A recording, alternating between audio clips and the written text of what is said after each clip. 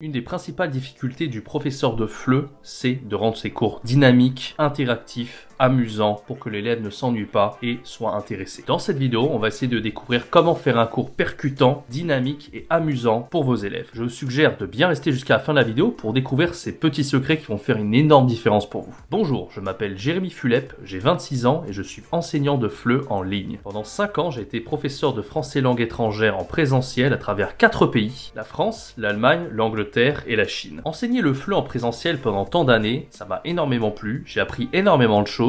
Il y avait toujours cette voix intérieure qui me disait que j'étais pas à ma place. Je me sentais pas complètement épanoui, pas complètement heureux. Je travaillais parfois énormément, jusqu'à plus de 40 heures par semaine. Et en plus, j'étais pas forcément très bien payé. Aujourd'hui, je suis donc devenu professeur de français langue étrangère en ligne, 100% du temps. Libre, indépendant, je peux travailler d'où je veux et je gagne plus de 2000 € par mois pour faire quelque chose qui me plaît. Et peut-être que vous aussi, vous avez envie de devenir professeur de français langue étrangère en ligne. Gagner un salaire plutôt correct, 2000 € par mois, ce qui est plutôt pas mal. Travailler depuis où vous voulez dans le monde et avoir la gestion de votre emploi du temps comme vous le désirez. Comme moi, peut-être que vous étiez prof en présentiel, mais que la crise sanitaire en a voulu autrement. Et aujourd'hui, vous vous retrouvez sans emploi, ou alors vous enchaînez les CDD, et puis c'est pas forcément ce qu'il y a de mieux pour vivre, voilà, vous êtes dans la précarité la plus complète. Vous avez peut-être réfléchi à cette reconversion à l'idée d'enseigner le français en ligne, mais c'est un peu quelque chose de totalement nouveau pour vous, et cet inconnu vous fait vraiment peur. Peut-être que vous êtes parfaitement à l'aise pour enseigner le français langue étrangère en présentiel, mais en ligne, c'est une autre histoire. Voilà, aujourd'hui vous êtes au pied du mur, vous sentez que vous n'avez pas le choix, qu'il va falloir faire une transition,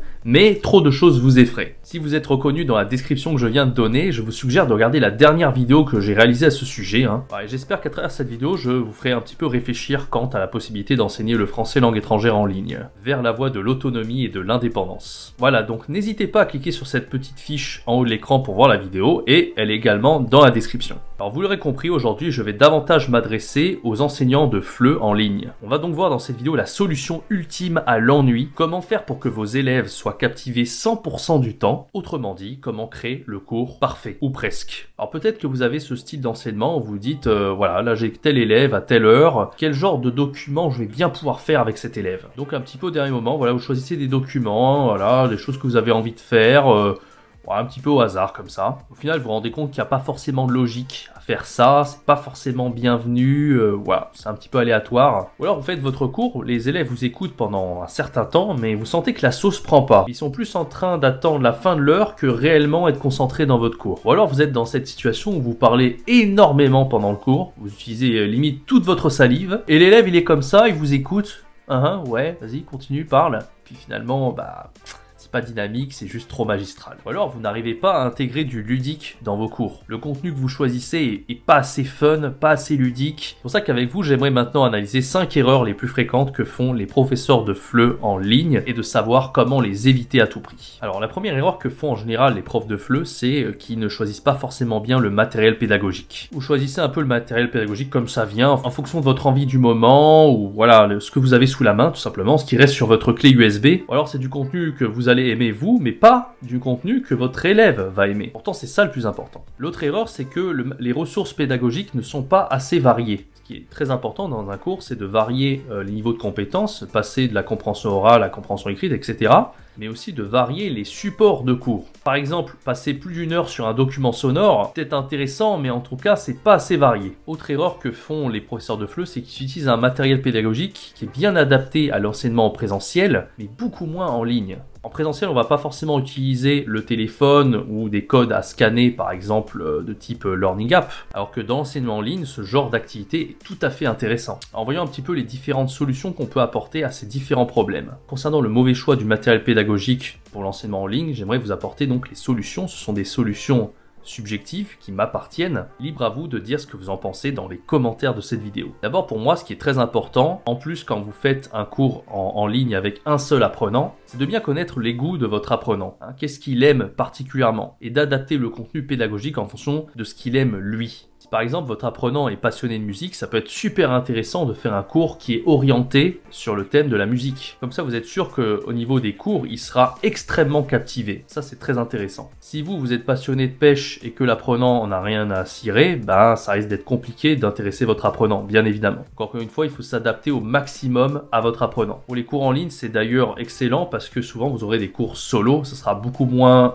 focalisé sur les cours en groupe. Donc c'est beaucoup plus facile de cerner justement les besoins et les goûts de votre apprenant. Le deuxième point rejoint un petit peu celui que je viens de vous dire. Ce qui est très important, c'est de savoir, c'est de connaître les besoins de votre apprenant avant de faire le cours. Ça peut paraître tout bête comme point, mais c'est pourtant super important. Il s'agit donc de contacter votre apprenant avant même que le cours ait lieu et de lui poser des questions. Bien sûr sur les objectifs d'apprentissage, mais ici on est davantage pour voir sur le dynamisme du cours. Et donc par rapport au dynamisme, il est important de savoir au préalable quel est son niveau, quelles sont ses difficultés, où il a le plus de mal, pour savoir où mettre le curseur pour le prochain cours. Donc ça, c'est ce qu'il faut faire pour se préparer avant le cours. Et après, pendant le cours, ce qui est super important, c'est d'analyser vraiment comment votre apprenant réagit. Bien regarder le non-verbal de votre apprenant pour savoir si ce que vous racontez, ça l'intéresse ou pas. C'est un point qui paraît évident, mais je pense qu'il n'y a pas beaucoup de profs qui se disent « je vais vraiment prêter attention à voir les caractéristiques faciales de mon apprenant, savoir comment il réagit à ce que je lui dis. » Ça se voit quand même quand un apprenant est intéressé par ce que vous dites ou si vraiment il a juste envie de regarder sa montre et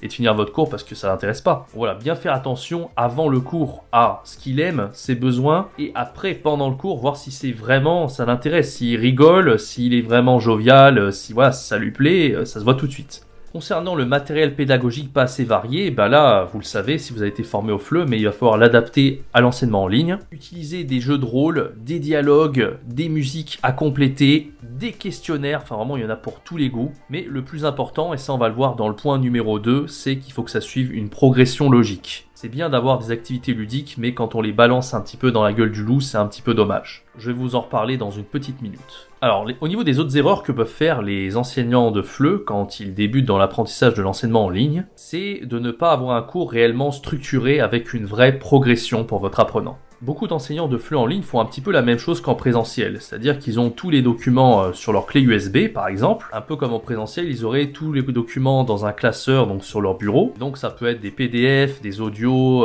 que sais-je, des documents visuels et sonores, et avant que le cours commence, ils ont la clé USB qui est ouverte avec les 5 à 10 fichiers sur leur clé USB pour tenir 1 heure, 1 heure et demie. Au fil du cours, on va les ouvrir au fur et à mesure. On n'est même pas sûr qu'on les a bien nommés. Puis on va ouvrir le document, puis l'autre. Enfin, c'est un sacré merdier. En plus, ça fait perdre du temps et du dynamisme pour le cours parce que vous devez chercher vos fichiers qui sont dans la clé USB. Vous savez même pas où vous les avez foutus, nommés. Enfin, c'est pas pratique du tout. Par rapport au manque de structure, l'autre erreur, ça serait de commencer directement dans le vif du sujet. Si votre apprenant, par exemple, il vous dit qu'il a des problèmes avec la grammaire, qu'il sait pas trop utiliser les partitifs, par exemple, l'erreur à ne pas faire, c'est de commencer votre cours directement par les partitifs, de faire des exercices de grammaire structuraux dès le début du cours. Alors voilà, alors quelles sont les solutions sur les erreurs que je viens de vous lister? Par rapport au manque de structure, pour éviter d'ouvrir ces fichiers clés USB les uns après les autres, il est extrêmement bien d'avoir un PowerPoint que vous avez préparé vous-même, où vous mettez à l'intérieur tous vos documents sonores et visuels, que ce soit donc vos PDF, vos captures d'écran, vos documents sonores, vos vidéos, enfin absolument tout. Quand c'est centralisé dans un PowerPoint, tout s'enchaîne dans des slides, vous n'avez pas besoin d'ouvrir les documents à part sur clé USB, d'avoir 10 000 fenêtres d'ouvertes en même temps. Aussi, pour éviter ce problème de commencer votre cours avec directement des exercices structuraux de grammaire, selon moi, il est extrêmement important de toujours commencer un cours de FLE à partir d'une discussion, d'une compréhension orale ou d'une compréhension écrite. Pas commencer son cours à partir d'un point de grammaire, même si ça peut répondre à la demande de l'apprenant, mais c'est un peu trop brutal, ou alors du vocabulaire qui arrive comme ça, comme un cheveu sur la soupe, c'est pareil, c'est pas terrible non plus. La troisième erreur que peuvent faire les professeurs de FLE quand ils enseignent le français en ligne, c'est de ne pas réellement savoir comment utiliser les logiciels d'enseignement en ligne. Et alors ça va de pair, c'est aussi le fait de ne pas être à l'aise avec l'outil avec lequel vous enseignez, autrement dit votre ordinateur. La plupart des personnes qui enseignent en ligne, encore aujourd'hui je pense, utilisent Skype, et moi je ne suis absolument pas du tout friand de Skype. C'est un outil d'enseignement comme un autre, même si j'aime pas trop dire outil d'enseignement parce que pour moi Skype à la base ça n'a pas été vraiment créé pour faire de l'enseignement. Pour ça que Skype, je suis un peu un anti-Skype. Alors dites-le moi dans les commentaires ce que vous en pensez par rapport à Skype pour l'enseignement. Mais il faut savoir qu'il y a beaucoup de fonctionnalités qui ont été rajoutées sur Skype après pour faire face à la concurrence que Zoom pouvait donner à Skype. Et encore, je ne suis même pas sûr qu'il y ait tous les outils que vous avez par exemple sur Zoom pour enseigner avec Skype. Il m'est arrivé quelques fois d'enseigner avec Skype parce qu'un élève vraiment ne voulait pas du tout, il était anti-Zoom, donc j'ai dit ok on va sur Skype, je m'adapte. Et le cours n'a pas été aussi qualitatif que ce que je fais avec Zoom parce que voilà, les outils c'est pas aussi cool de les utiliser avec Skype. Il y a même des fonctionnalités qui manquent, c'est pas aussi ergonomique. Voilà, Skype je vous déconseille. L'autre erreur que font aussi les enseignants de FLE, c'est qu'ils vont pas utiliser les outils mis à disposition par le logiciel. Par exemple, votre logiciel, il y a la fonctionnalité pour partager votre écran. Utilisez la fonctionnalité pour partager votre écran. Cette fonctionnalité est absolument géniale, extrêmement pédagogique. L'erreur que font la plupart des profs de FLE en ligne quand ils débutent, ils ont la démarche très présentielle, ils vont montrer des choses directement à la caméra. Des polycopiés, est-ce que tu vois bien là la caméra? Ils vont poser des questions à leur apprenant. Alors qu'il y a la fonctionnalité pour partager l'écran, donc il faut l'utiliser à gogo. Il ne s'agit pas du tout de montrer des choses à la caméra. Autre erreur que font les profs de FLE en ligne au début, c'est qu'ils vont écrire dans le chat un maximum. Alors que le chat, c'est pas un outil qui a été créé pour réellement apporter de la valeur au moment où vous enseignez. Je m'explique. Le chat, c'est quelque chose qui n'a pas été créé dans le but d'enseigner. Quelque chose qui a été créé dans le but de communiquer. Un peu comme si vous communiquiez avec WhatsApp ou Facebook Messenger. Donc les profs qui écrivent dans le chat, selon moi, c'est une erreur. En effet, par exemple, si vous donnez du vocabulaire que vous écrivez dans le chat, l'apprenant, il n'aura pas de trace écrite, il sera obligé de faire un copier-coller et de le mettre dans son propre document. Voilà, c'est pas du tout l'idéal d'utiliser le chat de Skype ou de Zoom. Voilà, et concernant le fait d'être à l'aise devant un ordinateur, ça c'est bien sûr obligatoire. Si vous voulez être un prof compétent en ligne, c'est quelque chose d'absolument primordial. Passer d'un document à l'autre, c'est très important, il faut le faire rapidement, utiliser la fonction Alt-Tab de votre clavier pour passer d'un document à l'autre. Voilà, c'est quelque chose du b.a-ba pour ceux qui savent utiliser, mais pour ceux qui ne savent pas, c'est extrêmement important. Voilà, quelles sont les solutions par rapport aux problèmes que je viens de lister? Alors bien sûr, Skype, on oublie, utiliser Zoom 100% du temps, moi c'est ce que je fais, et il n'y a absolument aucun élève qui refuse d'aller sur Zoom. La seule élève qui a refusé, je pense qu'elle avait à peu près 70 ans, elle était pro Skype, j'ai rien pu faire, j'ai dit ok, on va sur Skype. Il faut vraiment savoir s'adapter quand vous êtes prof. La deuxième idée, c'est de savoir utiliser toutes les fonctionnalités de votre logiciel. Que ce soit, comme je vous l'ai déjà dit, du partage d'écran, de l'outil texte, l'outil pour dessiner, de l'outil contrôle à distance pour votre élève. Tous ces outils peuvent avoir une fonctionnalité bien précise pendant votre cours. Il faut juste savoir les utiliser quand il faut, au bon moment. Certains outils, il faut vraiment pas utiliser à en abuser même. Alors la caméra de l'ordi, évidemment, c'est pas pour montrer des documents, c'est juste pour montrer sa tête. Écrire dans un document comme Google Doc, c'est extrêmement pratique. Ça permet à votre élève de le voir directement dans le partage d'écran. Et en plus, vous pourrez lui envoyer par mail à la fin de votre cours. Et tout ça en un clic. En plus, dans le chat, vous pouvez pas faire la mise en forme. Dans Google Doc, vous pouvez mettre en gras, mettre en souligné, voilà, ce genre de choses. Ça, c'est quelque chose que vous pouvez pas faire dans le chat. On oublie parfois que la mémoire visuelle est importante pour l'élève, donc pas hésiter de souligner, de mettre en rouge, de mettre en gras, de mettre en italique. Ça, c'est super important. C'est un petit détail, mais si vous le faites pas, c'est dommage pour l'élève.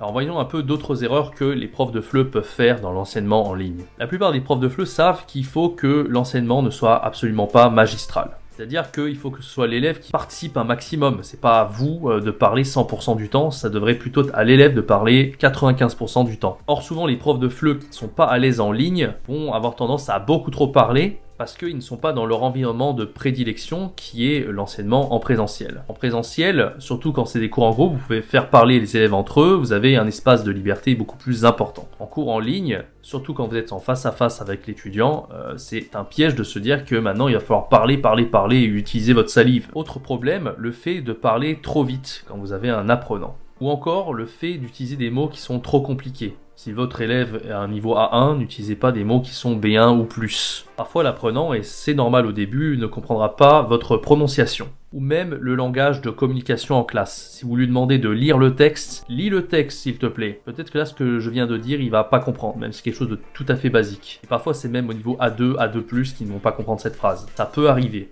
Alors selon moi, comment faire pour pallier à ces problèmes que je viens de vous lister? Quand l'élève ne vous comprend pas, peut-être que ce sont des mots qui sont trop compliqués, ou alors il n'arrive pas à se dire que la prononciation de ce mot, ça veut dire ça. Par exemple, si vous utilisez un mot qui est proche de l'anglais, comme parent, si le niveau 1, c'est pas sûr que parent, ils comprennent que c'est parent, même si c'est un mot transparent. Voilà, l'idée, ça va être d'écrire absolument l'essentiel de ce que l'élève doit faire. Par exemple, vous lui demandez de répondre à une question par rapport à un document. L'idée, ça va être d'écrire cette question pour qu'il puisse la voir sur l'écran. À ce moment-là, quand vous allez prononcer la question, il pourra la voir à la fois à l'écrit et à l'oral quand vous le dites. L'idée, ça va être de rendre absolument tout visuel dans votre cours. Prenons un exemple extrême, vous avez un public comme moi, que j'ai eu, un public chinois, qui ne parle ni français bien évidemment, ni anglais. Ils ont juste la langue chinoise comme langue de référence. Avec des caractères chinois, et voilà, ils connaissent l'alphabet latin certainement, mais ils n'ont absolument pas cette base, cette structure qui leur permet de comprendre ce que vous allez dire. C'est extrêmement dur pour eux de comprendre de façon orale ce que vous allez dire.